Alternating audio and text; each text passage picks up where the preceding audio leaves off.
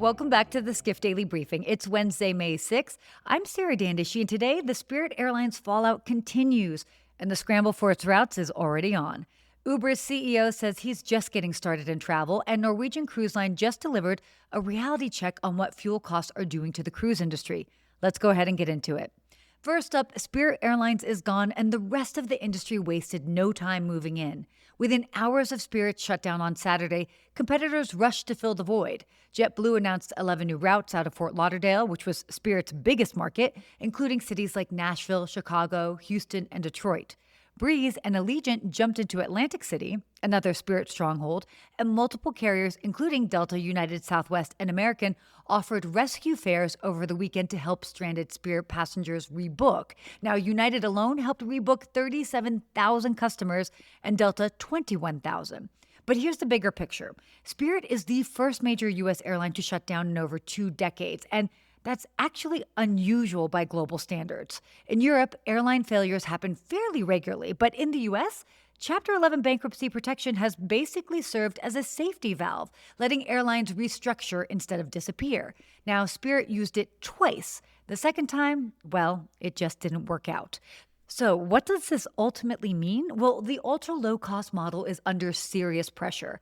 Other budget carriers are still pushing the government for a $2.5 billion bailout. If fuel prices stay elevated, Spirit almost certainly won't be the last casualty. And for travelers, expect fewer cheap fare options and a more consolidated airline industry ahead. Next up, Uber CEO Dara Khosrowshahi went on record this week making it very clear hotels are just the beginning for Uber and travel.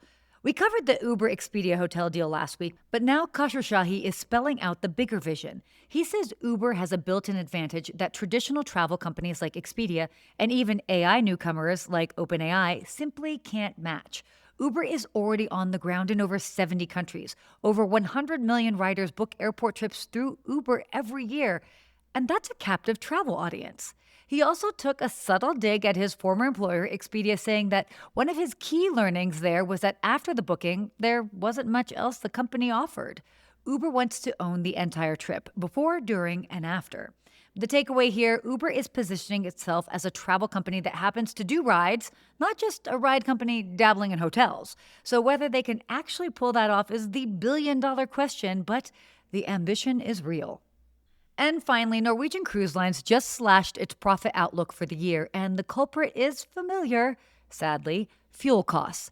Norwegian cut its earnings guidance significantly from $2.38 per share down to a range of $1.45 to $1.79 a share.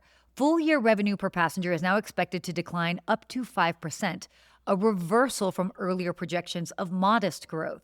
Now, oil prices have surged above $100 a barrel since the Iran war began, and Norwegian says it's feeling the hit more than rivals because a big chunk of its European business comes from American passengers who are increasingly hesitant to travel to the region. Now, the company did post strong first quarter numbers, revenue up 10%, profit of over $100 million versus a loss a year ago. But the CEO was blunt. The Iran war arrived after their last earnings call, and now they're trying to figure out what it means for a summer season heavily deployed in Europe.